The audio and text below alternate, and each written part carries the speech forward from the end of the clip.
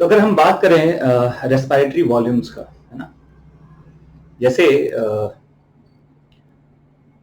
हमारा लंग्स जो होता है, आपको पता है ये थोरेसिक केज में बंद है, एक क्लोज्ड एरिया होता है ना, जो थोरेसिक केज जिसे कहते हैं आप, थोरेसिक कैविटी कहते हैं। उसी कैविटी में दोनों लंग्स हमारा प्रेजेंट है, जो एब्डोमेन से पूरी तरह से अलग है। एब्डोमिनल कैविटी से पूरी तरह से क्या होता है, अलग होता है। और हमारा लंग्स एक बलून की तरह काम करता है। हमारा लंग्स एक बलून है जिसमें एयर आएगा तो एक्सपेंड करेगा, और एयर निकलेगा तो वापस वो अपने नॉर्मल पोजीशन पे आने की कोशिश करता है ना। तो अगर आप ये कह सकते हैं कि अगर आपका ये मान लो, अगर ये हमारा लंग्स है ऐसे मान लो, और इसमें अब एयर इसमें आ रहा है, देखो, ठीक है। तो अब जब ये लंग्स में एयर आएगा तो हमारा लंग्स एक्सपेंड करेगा ऐसे। तो लंग्स अपना एक नॉर्मल जो साइज होता है उसे वो मेंटेन रखता है। ऐसा नहीं कि वो बिल्कुल ऐसा हो जाएगा, ये पॉसिबल नहीं है। ये एक नॉर्मल सा एक साइज है जो मेंटेन है।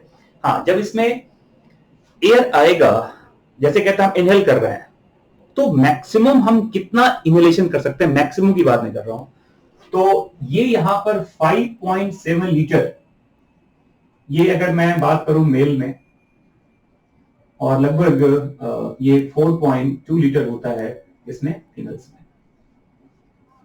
तो ये आपके लंग्स का एक मैक्सिमम इन्फ्लेशन है, वो कितना ज्यादा इन्फ्लेट कर सकता है ना, कितना ज्यादा एक्सटेंड कर सकता है, तो 5.7 लीटर।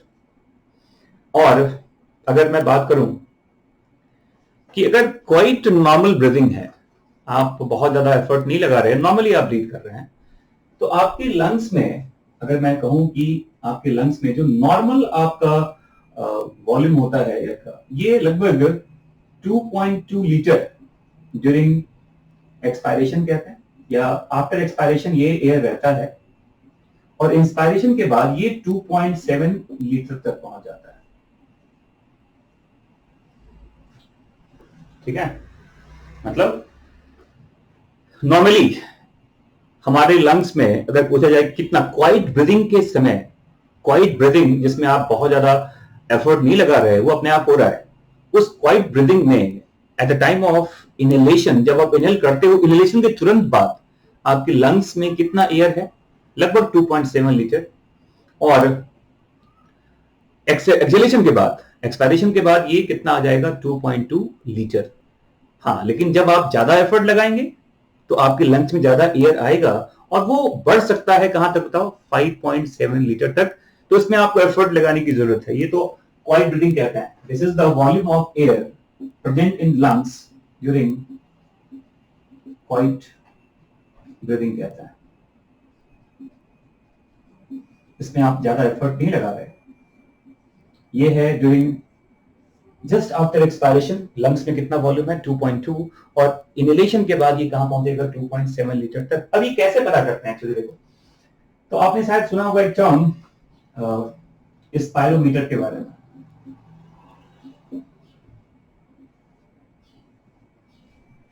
क्या बताओ, स्पायरोमीटर, और एक स्पायरोग्राम बनता है इसके थ्रू, जो ये बताता है कि आपके लंग्स में अलग अलग टाइम पर अलग अलग एफर्ट लगाने के बाद क्या वॉल्यूम आपके लंग्स में रह सकता है। जैसे अगर मैं ग्राफ में बताऊं, इसको देखिए ऐसे,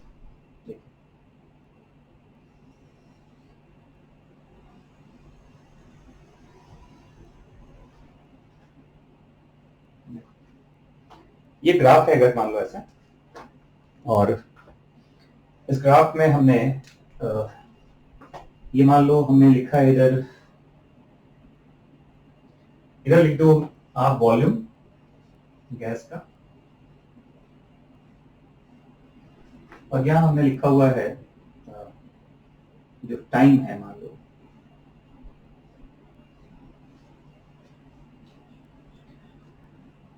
और ये टाइम लिया गया है मान लो सेकंड में, और ये वॉल्यूम लिया हमने लीटर में। तो देखिए, अगर ये मान लो यहाँ 0 है ना, यहाँ पे हमने लिख दिया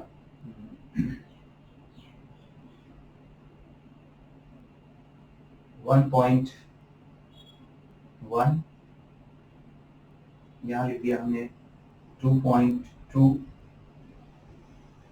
यहां लिख दिया हमने 2.7, और यहां लिखा हमने मान लो 5.7 लीटर। ठीक है, तो देखिए ये जो ग्राफ आप देख रहे हो ऐसे, यहां पर ऐसे देखिए,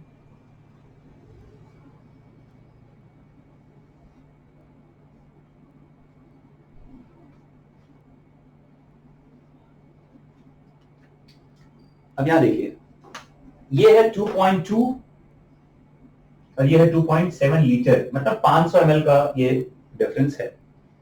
और ग्राफ देखो यूं चलता है ऐसा,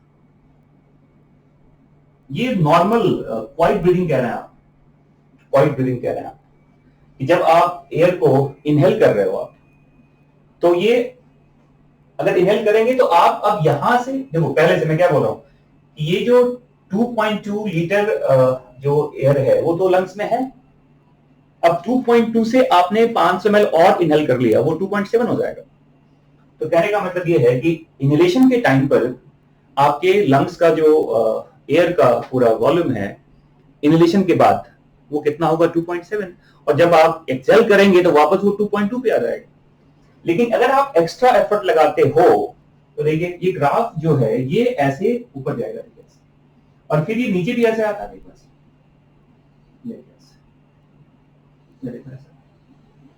तो ये एफर्टफुल रेस्पिरेशन है, चलिए एफर्ट के साथ हो रहा है।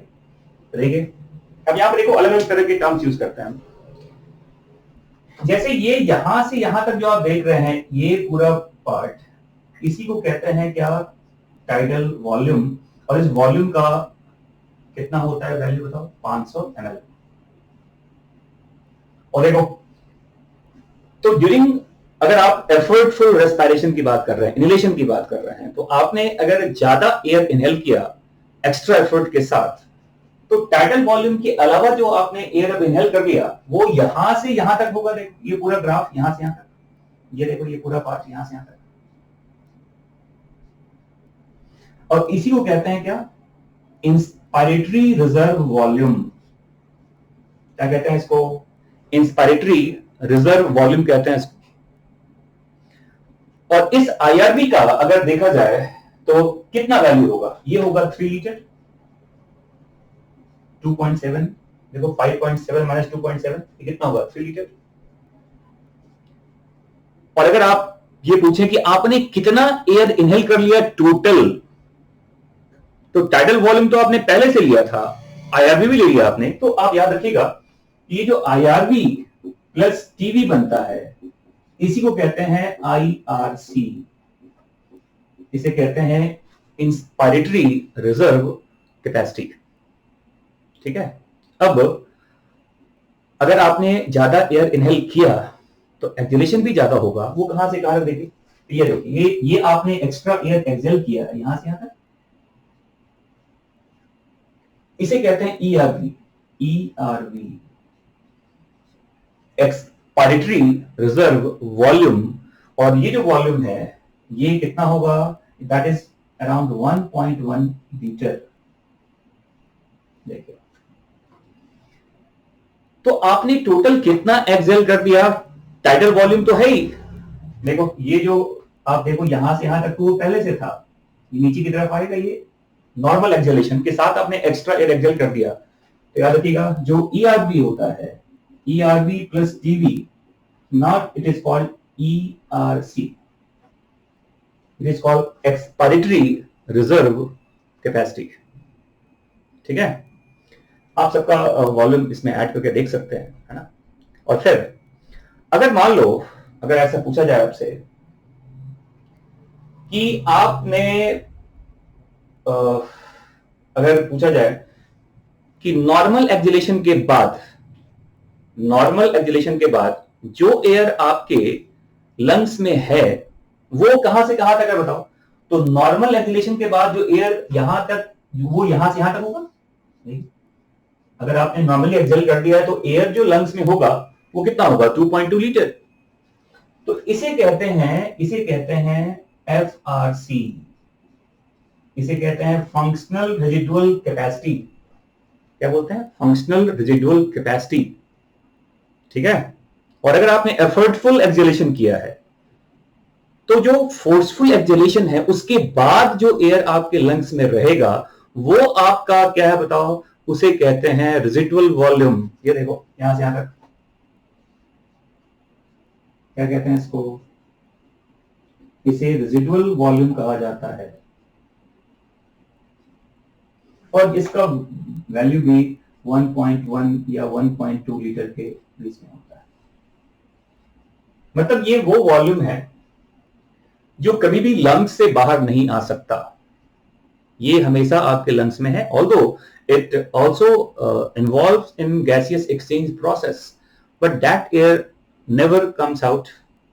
क्योंकि अगर आप बहुत ज्यादा एक लिमिट से एयर को बाहर निकालेंगे तो आपके जो चैनल्स होते हैं रेस्पिरेटरी ट्यूब के वो बहुत ज्यादा ऑलमोस्ट क्लोज हो जाएंगे, तो वो अब एक्स्ट्रा एयर को आपके लंग्स से बाहर नहीं निकलने देगा। तो ये हमेशा वो वॉल्यूम है जो आपके लंग्स में प्रिजर्व्ड है और उसे कहते हैं रेजिडुअल वॉल्यूम, ठीक है।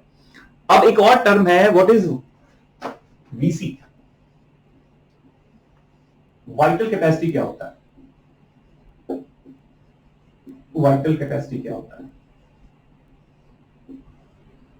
देखो अगर आप एक बार फोर्सफुली एक्सेल कर दें, मतलब फोर्सफुली आपने क्या किया, एक्सेल किया, मतलब आपने ये भी एयर यहां से बाहर निकाल दिया, ये जो ईआरबी का पार्ट होता है ये बाहर निकाल दिया आपने, और फिर आप एक फोर्सफुल इनहेलेशन कर रहे हो कि how much we can inhale after forceful exhalation. तो आप देखो जो ग्राफ आपका बनेगा वो यहां से यहां तक आएगा ना, यहां से यहां तक। देखिए ये देखिए क्या, ये मैं क्या बोल रहा हूं, ये वो एयर है जो आपने, ये वो एयर है जो आपने इनहेल किया है after forceful exhalation, and this is called vital capacity. क्या कहते हैं, वाइटल कैपेसिटी। और इसका जो वॉल्यूम है ये होता है 4.6 लीटर, कितना होता है 4.6 लीटर। और इसके बाद अगर ये पूछा जाए आपसे कि टोटल लंग कैपेसिटी क्या है, टोटल लंग कैपेसिटी, तो आप यहां से यहां तक सबको ऐड कर दो, तो पूछा जाएगा कि टोटल लंग कैपेसिटी क्या है, तो ये हो जाएगा 5.7 लीटर तक, फ्रॉम हियर टू हियर। तो there is another term called TLC, इसे कहते हैं टोटल लंग कैपेसिटी। तो ये वॉल्यूम आपको ऑल्दो इसे याद करने की ऐसी कोई जरूरत नहीं है, आप ग्राफ से, आप डायग्राम से समझ सकते हैं कि नॉर्मल क्वाइट ब्रीदिंग में हमारा वॉल्यूम कुछ अलग है, और जब आप एफर्टफुल रेस्पिरेशन कर रहे हैं, एफर्टफुल इनहेलेशन या एक्सहेलेशन कर रहे हैं, तो उसमें आपका वॉल्यूम क्या होगा, वो आपके लंग्स का अलग हो जाता है। और मैंने कहा कि इसके लिए एक इंस्ट्रूमेंट है स्पायरोमीटर, और इस ग्राफ को आप स्पायरोग्राम भी कह सकते हैं। समझ में आ गया। तो टाइडल वॉल्यूम का इनहेलेशन, आपका जितना आप एयर को इनहेल करते हो उसी अमाउंट में एक्सहेलेशन भी होता है। तो टाइडल वॉल्यूम जब आपने आपके बॉडी में आ गया तो आपका वो नॉर्मल वॉल्यूम कितना हो गया 2.7, और वॉल्यूम निकल गया थ्रू एक्सहेलेशन तो वॉल्यूम कहां पहुंच गया 2.2 लीटर। तो बेसिक तो आपका 500 ml का ही सारा प्रोसेस हो रहा है ना, नॉर्मल क्वाइट ब्रीदिंग की बात करें तो। और इसके बाद ये पूछा जाता है कि हम 1 मिनट में कितना एयर ब्रीथ कर रहे हैं इन 1 मिनट। तो याद रखिएगा ये जो वॉल्यूम होता है 1 मिनट, अगर आप बात करें कि कितना वॉल्यूम आप ब्रीथ कर रहे हैं 1 मिनट के अंदर, तो याद रखिएगा कि रेट ऑफ जो ब्रीदिंग होता है, नॉर्मली कहते हैं एक एडल्ट में रेट ऑफ ब्रीदिंग ये 12 to 14 पर मिनट होता है। अगर हम रेट की बात करें तो रेट ऑफ ब्रीदिंग जो होता है ये होता है 12 to 14 पर मिनट इन एडल्ट, 12 to 14 पर मिनट कहते हैं। और तो अगर ये 12 to 14 पर मिनट है तो कहने का मतलब ये है कि आप कितना और ऐसा देखो, ऐसे ऐसे कैसे निकाला जाता है कि अगर आप देखें तो टोटल अगर पूछा जाए कि नॉर्मल इनहेलेशन और एक्सहेलेशन का जो टाइम है, देखिए ऐसा लिखा जाता है कि हम 2 सेकंड तक इनहेल करते हैं और 3 सेकंड तक एक्सहेल करते हैं, है ना। तो एक ब्रीदिंग में, पर ब्रीदिंग हमने अगर 500 ml इनहेल किया है तो 1 मिनट में आप कितना करेंगे बताओ। तो ये हो गया 12 into 500 ml and that is roughly 6 litre पर मिनट। 6 लीटर पर मिनट, इसी को आप कह सकते हैं, इसे कहते हैं मिनट रेस्पिरेटरी वॉल्यूम। क्या कहते हैं इसको? मिनट रेस्पिरेटरी वॉल्यूम, या इसी को पल्मोनरी वेंटिलेशन भी कहा जाता है। मिनट रेस्पिरेटरी वॉल्यूम को ही क्या बोलते हैं बताओ? क्या कहते हैं? इसी को पल्मोनरी वेंटिलेशन भी कहते हैं। इट इज 6 लीटर पर मिनट। इन्फेंट्स वगैरह में आप जानते हैं कि उनका ब्रीदिंग ज्यादा फास्टर होता है। इवन जितने छोटे, अगर आप बात करो कि जितना ज्यादा आपका ऑर्गेनिज्म का साइज जितना स्मॉलर होगा, उसका एक्सपोज सरफेस एरिया क्या होता है? ज्यादा होता है। उसकी मेटाबॉलिक उतना ज्यादा, उसका बॉडी फास्टर, उसको उसकी बॉडी का मेटाबॉलिक ज्यादा होगा और अकॉर्डिंगली उसका ब्रीदिंग रेट भी ज्यादा होता है ना। तो इन्फेंट्स वगैरह में ये रेट ज्यादा है ब्रीदिंग का। तो मैंने क्या कहा? Minute respiratory volume. Minute respiratory volume, इसी को कहते हैं पल्मोनरी वेंटिलेशन भी। समझ में आ गया? अब इसमें एक और टर्म है जिसे कहते हैं एल्वियोलर वेंटिलेशन। क्या बोलते हैं इसको? Alveolar ventilation. और वो जो वेंटिलेशन है उसको ऐसे समझिए आप, देखिए ये जो टर्म में यूज किया, यहां देखिए,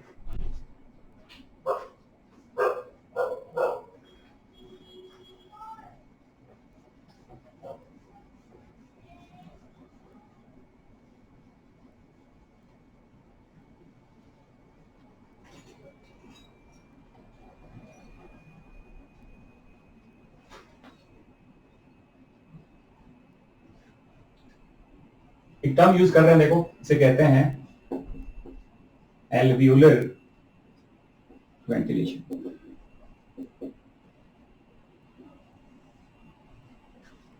ये क्या होता है? देखो,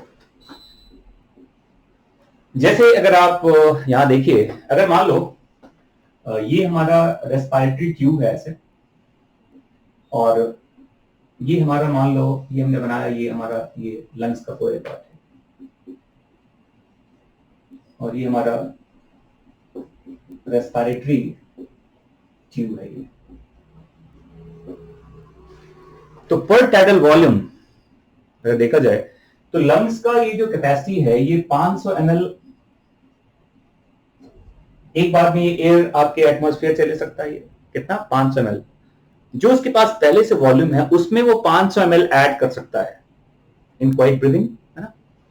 और याद रखिए, जो ट्यूब होता है इसका जो अपना वॉल्यूम है ये लगभग 150 ml होता है।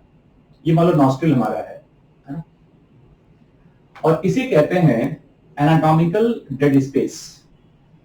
इसको डेड स्पेस एयर भी कहा जाता है, DSA, डेड स्पेस एयर, या इसी को एनाटॉमिकल डेड स्पेस भी कहते हैं। अब इसका कितना है बताओ वॉल्यूम? 150 ml। और ये, अब देखो क्या होता है एक्चुअली, जैसे मान लो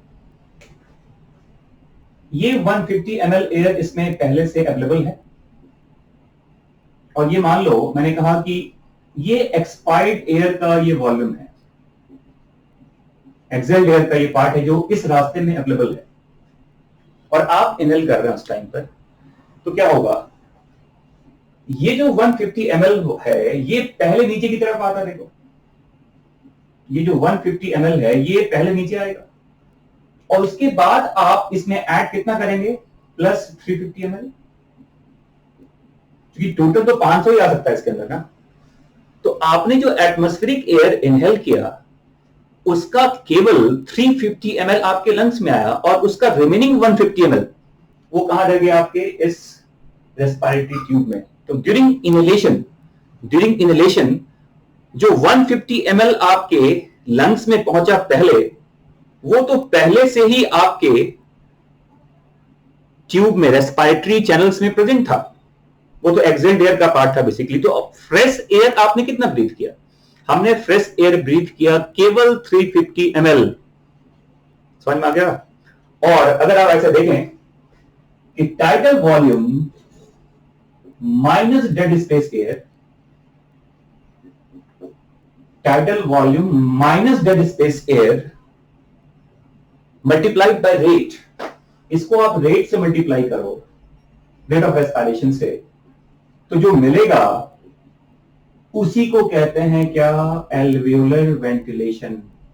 और आप कह सकते हैं कि ये वो वॉल्यूम है जो ये बताता है कि आपने 1 मिनट में कितना फ्रेश एयर इनहेल किया, टोटल फ्रेश एयर कितना इनहेल किया, and that is called alveolar ventilation. और इसका वैल्यू हमेशा आपके पल्मोनरी वेंटिलेशन से क्या होगा?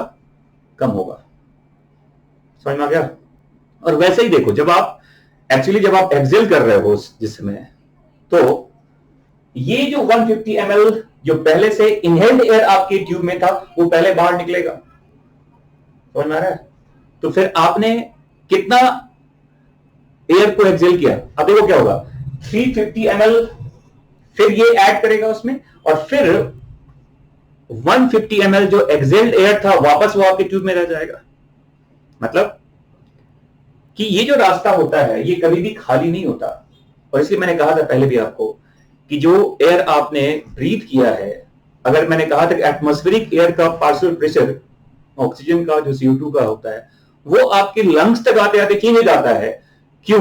क्योंकि उस रास्ते में भी पहले से एयर क्या बताओ प्रेजेंट है। जब आप इनहेल कर रहे हैं तो उस रास्ते में एक्सेल्ड एयर का पार्ट अवेलेबल था, और जब आप एक्सेल कर रहे हैं तो उस रास्ते में इनहेल्ड एयर का पार्ट होता है।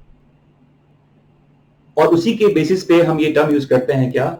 Alveolar ventilation. तो ये पूरा मैंने बता दिया आपको different type of respiratory volume. और एक चीज बता दूं मैं आपको यहां पर कि ये क्वेश्चन पूछा जाता है कि क्या सिग्निफिकेंस है आपके स्पेशलाइज्ड रेस्पिरेटरी ऑर्गन का, जिसको आप लंग्स कह रहे हैं। तो अगर मान लो लंग्स एक सिंपल एक बलून सा होता, लंग्स ही पूरा बलून होता, उसमें एल्विलाई अगर नहीं होता, तो लंग्स का, केवल लंग्स का अगर पूछा जाए कि सरफेस एरिया कितना है, एल्विलाई की बात में नहीं कर रहा, तो ये जो याद रखिएगा ये आता है लगभग 0.01 मीटर स्क्वायर। देखो ये है आपके लंग्स का सरफेस एरिया। बट अगर आप लंग्स के अंदर एल्विलाई के सरफेस एरिया को ऐड करें कि टोटल एल्विलाई जो 350 मिलियन से कहीं ज्यादा ही है, तो 350 मिलियंस के जो एल्विलाई हैं नंबर में, उसका टोटल सरफेस एरिया ये लगभग होता है कितना बताओ? 75 मीटर स्क्वायर। तो सोचिए एल्विलाई के होने की वजह से टोटल, अगर आप कंपेयर करते हैं कि एल्विलाई का क्या सिग्निफिकेंस है आपके लंग्स में, तो एल्विलाई के होने की वजह से जो टोटल सरफेस एरिया है इन कंपैरिजन टू लंग्स, ये लगभग 7500 टाइम्स क्या हो गया? इंक्रीज कर गया। और आपको पता है कि जितना ज्यादा सरफेस एरिया अवेलेबल होगा वो उतना ही ज्यादा आपको एफिशिएंट बनाता है गैसियस एक्सचेंज के प्रोसेस के लिए। तो ये भी याद रखिएगा कि what is the significance of alveoli as a specialised respiratory unit present in our lungs. तो ये वॉल्यूम भी याद रखिएगा, क्वेश्चन यहां से पूछे जाते हैं, अलग अलग वॉल्यूम्स कैसे डिसाइड करते हैं, क्या उसको कैसे कैलकुलेट किया जाता है ना। अब फाइनली जो आपका नेक्स्ट वीडियो होगा, होपफुली ये गैसियस ट्रांसपोर्ट का ही होगा कि कैसे हम ऑक्सीजन और CO2 का ट्रांसपोर्ट करते हैं। Thank you.